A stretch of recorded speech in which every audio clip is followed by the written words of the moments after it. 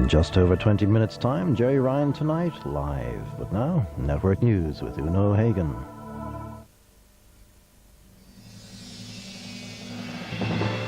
End of Euro dream as two-goal strike sinks Irish. Government denies fraud allegations, says Fianna Fáil use same procedure. And New Year relaunch for all three Irish press newspapers.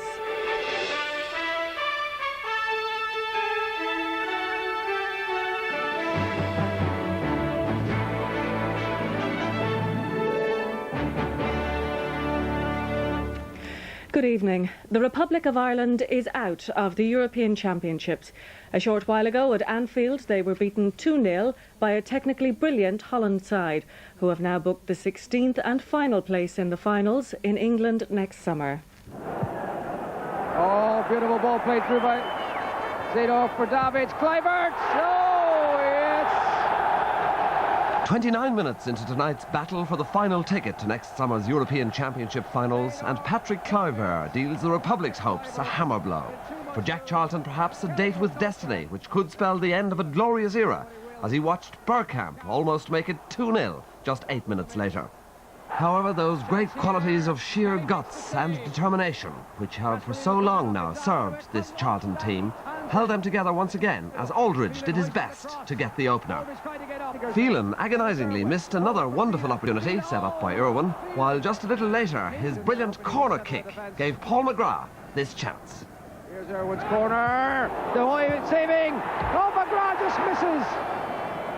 Danger. However, the Dutch team, boasting no less than 8 Ajax World Club champion players on their side, always looked menacing, and never more so than when on the break, as they looked fiercely determined to kill off Ireland's prospects of qualifying for Euro '96. His shot is wide. The second half saw no let-up in the relentless orange tide, with Alan Kelly really coming into his own time and time again as his mettle was severely tested on the playing pitch at Anfield.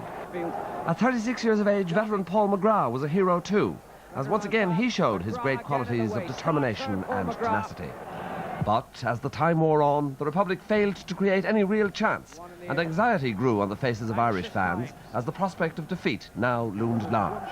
Then, in the dying minutes of the match, came the coup de grace from that man again, Kluivert.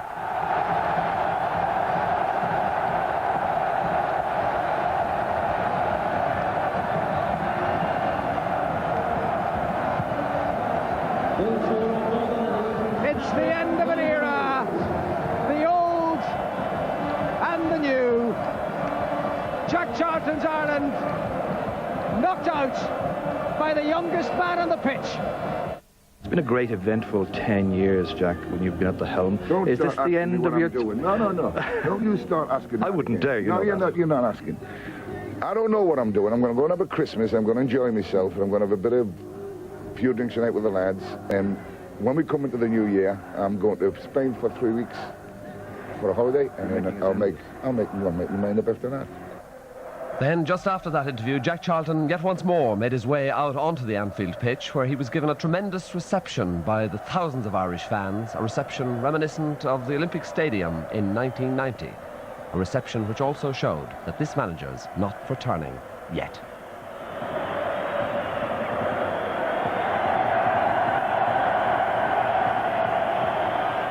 Well, despite tonight's defeat, the Irish fans continued to sing until well after the final whistle.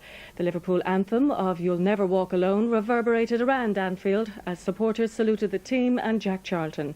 Anne Casson spoke to supporters as they left the stadium. It was a good game. I think the Dutch deserved to win, to be honest. The Highland, they played well. They played their hearts out, but it just wasn't quite enough in the end, really. Cascarino had a very good game, but the second half he never had enough support. By far the better team. What do you think? We reckon we were robbed. The referee was poor, but the better team. We know when to finish the ball at all. Just cut and put away. I think it's really a time for change in management. We played as well as we could play. Are you disappointed?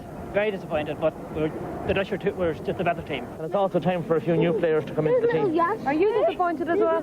Very disappointed, but I thought they put up a great show, as Ireland always do. And the Dutch were just a classier team, and they outplayed us. Disappointed for Jack Charlton. He's done a great job for 10 years for us, so feel sorry for him tonight. You know, he'd love to have taken an Irish team to play in England. And, you know, on behalf of the Irish fans, I want to thank Jack. As usual, pubs around the country were packed for the match. There was obvious disappointment with the result, but the mood after the defeat was mainly philosophical. Holland were very good. Holland were very good, and Ireland did well in the second half, but didn't deserve to win. I was very disappointed. I think from the start, the Dutch were looking a lot better, and they were very messy at the start, Ireland. I think they deserved to win, the Dutch. They didn't deserve to lose by as much as they did. I mean, there was chances there that were missed. Could have been 5-2. Excuse the language. Best team won. Do you think, though, that it's the end of the whole era, the whole Charlton thing? Not yet. It's gone now. It's gone. Try not to worry. Still drink on. I don't know. I think they should keep Jack on and keep him up there. You know, he should hang on there until. It's up to him, really, because everybody here and all the supporters love him. Yeah. Well, I think Jack Carlton should be there for the World Cup. Like, a lot of people put him down, like, for the last few results, bad few results, but I think he should be there. Well, we're joined now by our reporter in Anfield, Tony O'Donoghue. Tony, a brave performance, but the Dutch were so superior. Well, they were the better team, there's no doubt about that. The mood here at Anfield tonight is of philosophical disappointment, acceptance really of the fact that the Dutch were a better team. It was a game you really didn't want to end. It was a superb performance by the Dutch. Magnificent, heroic, brave, those are the words that will be used about the Irish performance. And the Irish fans, what can you say with fans like that? The team know that they'll never walk alone. What sort of a game did you think it was, Jim Beglin? Well, I think you've summed it up, Tony. I think we came up against a far superior side. They were better technically. Their touch, their movement, their passing on the night was far superior to ours. And really, I think we're fortunate that it didn't finish with a greater winning margin for the Dutch. Kluivert, he's only 19 years of age, 2 great goals. Oh, absolutely frightening. When the chance came to him in the first half, David set it up, pulled it back to him. He just picked a spot, and then when he went through for the second goal late in the game with Alan Kelly, he allowed Alan Kelly to commit himself first. Kelly went to ground, lifted it over, and fantastic finishing. And just think about it, he could play in their under-21 side. Frightening.